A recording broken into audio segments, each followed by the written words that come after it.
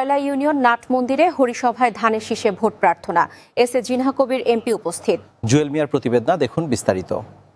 আগামী জাতীয় সংসদ নির্বাচনকে সামনে রেখে ৫ জানুয়ারি ২০২৫ তারিখে ঘিওর উপজেলার পয়লা ইউনিয়নে অবস্থিত নাট মন্দির প্রাঙ্গণে আয়োজিত হরিসভায় ধানের শীষ প্রতীকে ভোট প্রার্থনা করা হয়েছে। হরিসভায় প্রধান অতিথি হিসেবে উপস্থিত ছিলেন মানিকগঞ্জ ১ আসন ঘিওর, দৌলতপুর ও শিবালয় থেকে ধানের শীষের মনোনীত সংসদ সদস্য প্রার্থী এস এ জিনা কবির। তিনি সনাতন ধর্মাবলম্বীদের সঙ্গে মত বিনিময় করেন এবং তাদের দোয়া ও সমর্থন কামনা করেন।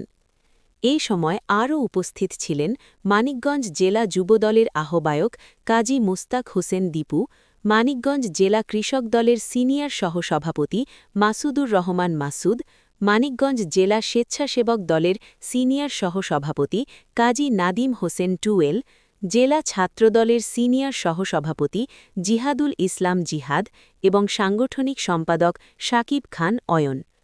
অনুষ্ঠানে পয়লা ইউনিয়ন বিএনপির সভাপতি মানিক চেয়ারম্যান, যুবদলের নেতা বারেক মিয়া, জহিরুল ইসলাম, পয়লা ইউনিয়ন কৃষক দলের সভাপতি মঈজউদ্দিন ও উপজেলা পর্যায়ের বিভিন্ন অঙ্গ ও সহযোগী সংগঠনের নেতৃবৃন্দ অংশগ্রহণ করেন।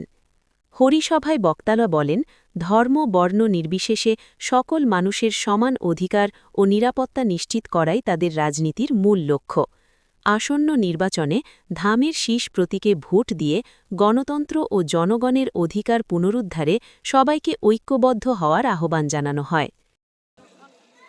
কিন্তু আমার প্রশ্ন, আজকে আমার সামনে যে মুরব্বীরা রয়েছেন, সনাতনী ধর্মের মুরব্বীরা রয়েছেন, মা বোনেরা রয়েছেন, আপনাদের নিশ্চয় ৭১ সালের স্বাধীনতা যুদ্ধের কথা মনে আছে।